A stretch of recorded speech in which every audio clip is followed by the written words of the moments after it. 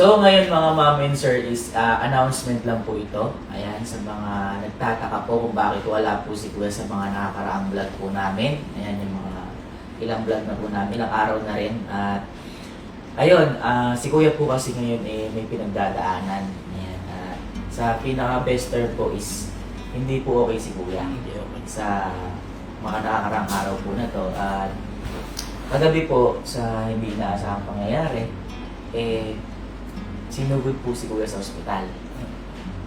Kasi po nung mga bandang alas 8 po kagabi, tumawag sa akin si Ate Elma na puntahan ko daw po si Kuya doon sa bahay niya. Kaya lang po, wala po ako nung time po na hindi sa bahay, kaya tinawagan ko po si Lalo.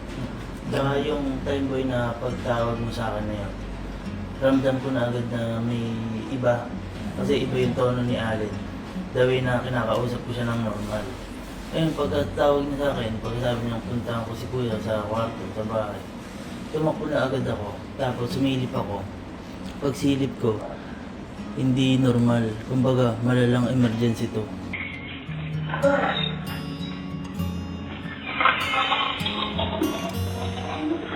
Kasi first time ko nakita si Kuya na ganun, nakatirik yung mata. Ayun, ando si ate katabi, inaalalayan. Tapos ako, pumunta agad ako kay Kelsey para tawagin, pinababa ko siya agad. Magmamadali kami bumaba kasi first time kong makitang ganun si Kuya. Talagang naninigas siya, nakaganon yung kamay niya, tapos nakatingin lang siya sa taas.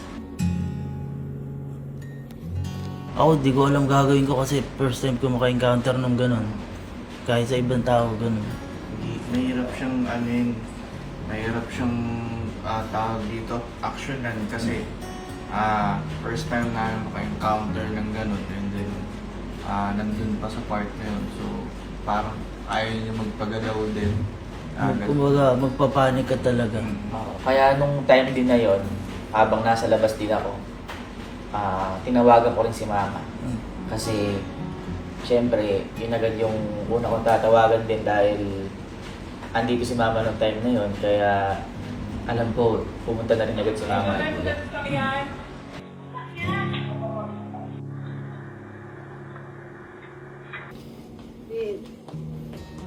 Ben? Nak. Relax ka lang.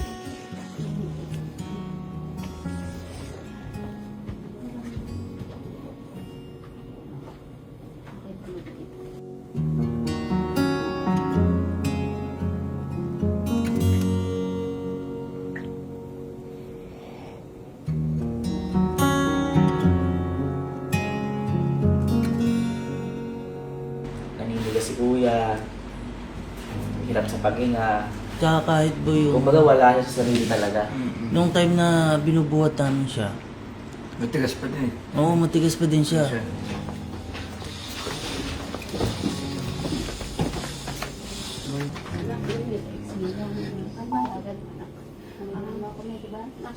Dito nga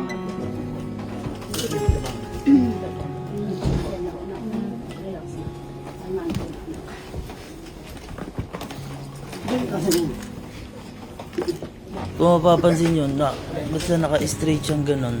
Kaya binubuhat namin siya kahit sa ulo, sapo-sapo namin.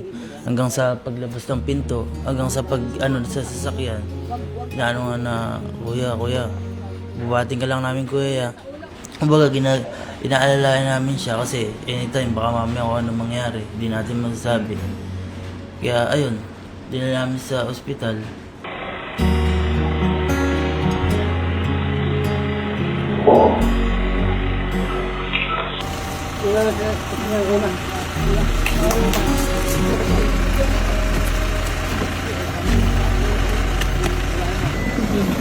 Dito sa sura ko na. Ang kasama naman doon, sila Ate Elma, sila Tita. Kumbaga, ina-assist pa rin, ginaganon-ganon yung kamay kasi nakaganon talaga yung kamay niya. Matigas. Yung tigas na kailangan ma-massage para ma-relax.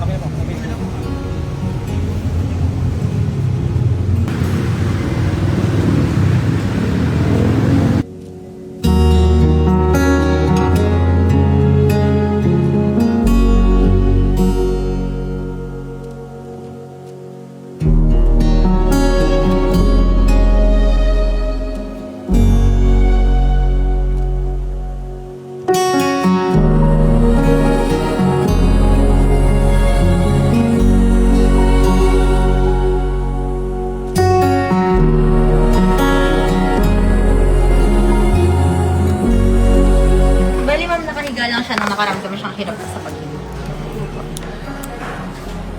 Yung pamamanhid po kasabay lang ng hirap.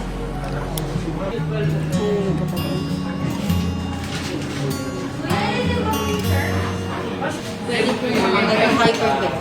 Pag nag-hypervent po kasi hindi oxygen yung kulang, carbon dioxide. Pero ipapatest po natin blood test. Pwede kasing kulang din siya ng electrolytes. Kaya naman mas. Sir, ECG ko lang kayo. Nung dumating na ako sa ospital, yun din yung una ko nakita. Si Kuya na paper bag.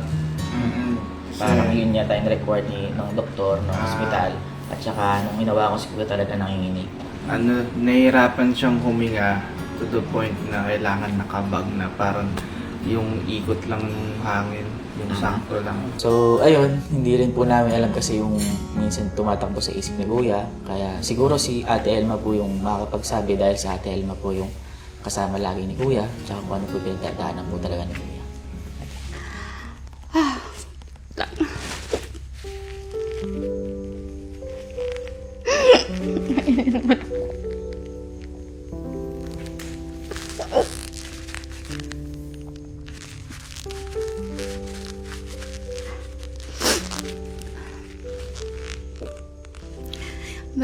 Marami pong nasa isip si Kipin ngayon, kaya hindi siya makikita muna sa mga vlog. Pero gusto namin maging transparent kasi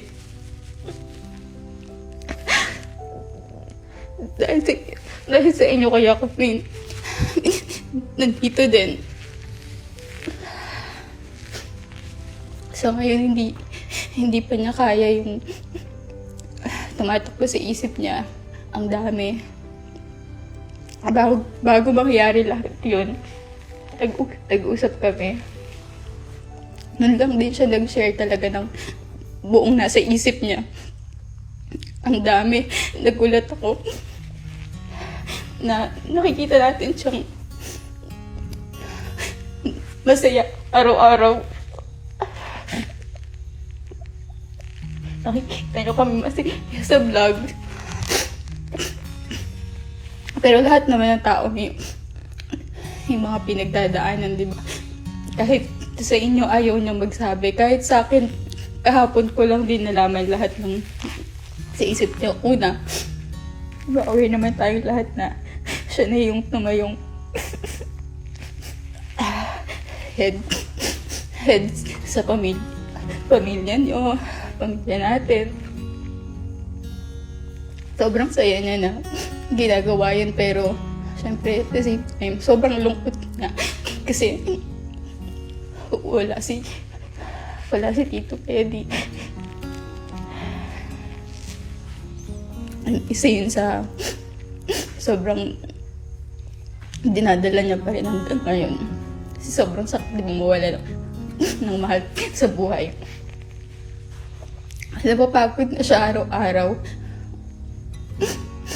Sabi niya, hindi niya alam kung ano pa yung kaka-excite niya bukas kasi ganun lang yung mangyayari. Paulit-ulit na lang daw ganun, pero hindi siya pwedeng huminto kasi paano daw pag nagsakit kayo, paano si tita, paano yung mga taong papaligid sa kanya. Kaya hindi siya pwede sumuko, pero pagod na siya. Hindi na niya alam kung paano imomotivate yung sarili niya. Kahit simpleng bagay daw naiisip niya na palakihin.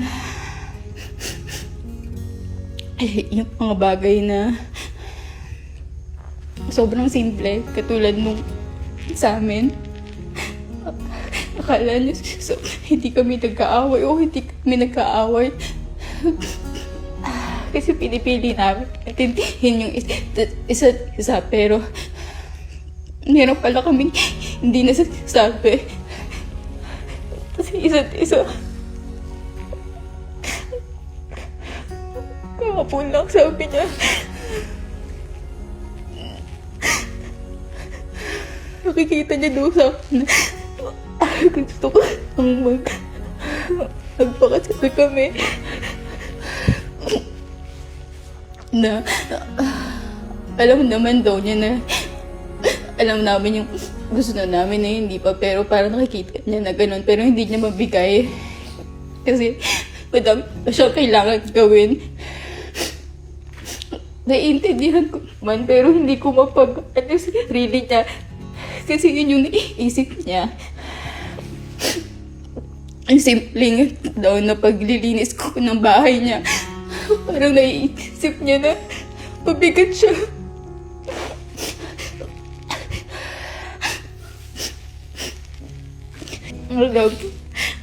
Huwag kang mag-isip na nahihirapan ako kasi sobrang saya ko pag ako yung nilalapitan mo. Sobrang saya ko din pag ikaw yung nilalapitan ko na kaya kong makita malakas. Sabi mo nga, maging malakas ako. Kailangan mo din maging malakas kasi nandito kami lahat. Iniintay ka lang namin ulit.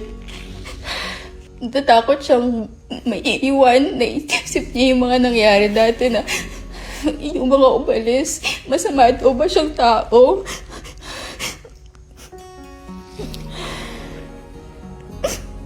Wala siyang mabagsabihan. Ang ginagawa lang naman yung best niya. Iisip niya daw na nakaraan makipaghiwalay.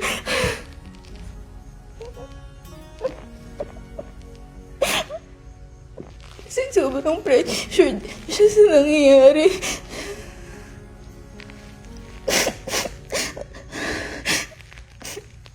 Huwag mo isipin na nahihirapan kami sa'yo kasi sobrang saya namin kapag masaya ka din. Hindi na kami milyong tao yung napapasaya mo. Alam namin, hirapan ka na. Okay lang magpahinga. Handa kami sandalan mo lagi. Dito kami, hintayin ka namin ulit sa vlog. So ayun mga ma'am and sir, yun po talaga yung totoong nangyari. Ayun, sana ipagdasal nyo kami, sama nyo kami sa dasal nyo. Pero hindi naman po kami mawala, andito pa rin naman po kami, kaya lang po si kuya po Samahan namin. opo, kumbaga may upload pa rin po kami, pero si kuya po magpapahinga po muna, and kami po muna, and sana po ipagdasalin niyo po siya. Pero huwag po kayo mag-alala, darating po yung time na babalik si kuya, magiging okay, mas masaya, mas maulit. Basta andito lang kami, and ayun. Thank you po mga ma'am and sir.